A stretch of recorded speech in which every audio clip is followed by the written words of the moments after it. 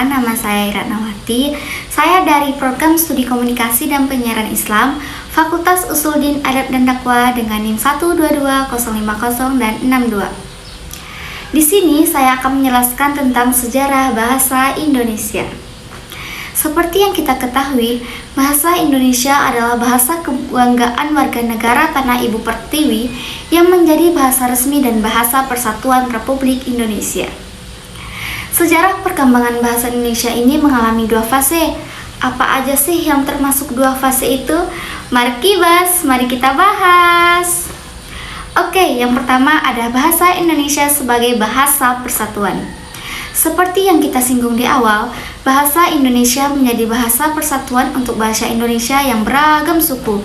Jika tidak ditetapkannya bahasa Indonesia sebagai bahasa persatuan, setiap suku yang berbeda budaya dan bahasa akan kesulitan berkomunikasi, sehingga tanpa bahasa Indonesia, persatuan jadi semakin sulit untuk diwujudkan.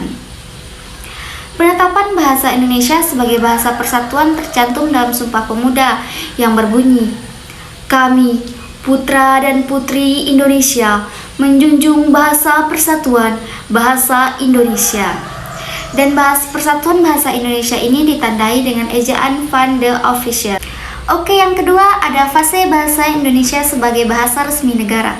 Maksud dari bahasa Indonesia sebagai bahasa resmi kenegaraan adalah bahwa bahasa Indonesia dipakai dalam kegiatan-kegiatan resmi kenegaraan seperti upacara, peristiwa, dan kegiatan-kegiatan negaraan baik dalam bentuk lisan maupun tulisan. Salah satu kegiatan tersebut adalah penulisan dokumen dan putusan-putusan serta surat-surat yang dikeluarkan oleh pemerintah dan badan-badan kenegaraan lainnya serta pidato-pidato kenegaraan.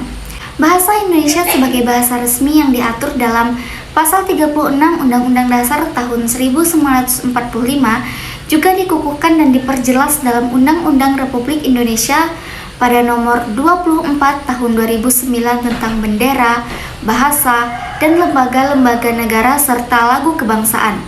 Dengan adanya undang-undang tersebut, kedudukan dan fungsi bahasa Indonesia sudah sepantasnya diposisikan sebagai bahasa yang dijunjung tinggi oleh masyarakat Indonesia. Itulah harapannya.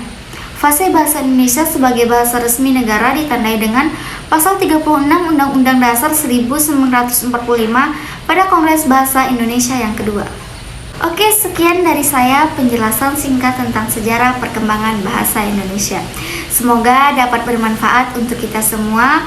Kurang lebihnya saya mohon maaf karena yang baik datangnya dari Allah Subhanahu wa Ta'ala dan yang buruk datangnya dari saya sendiri.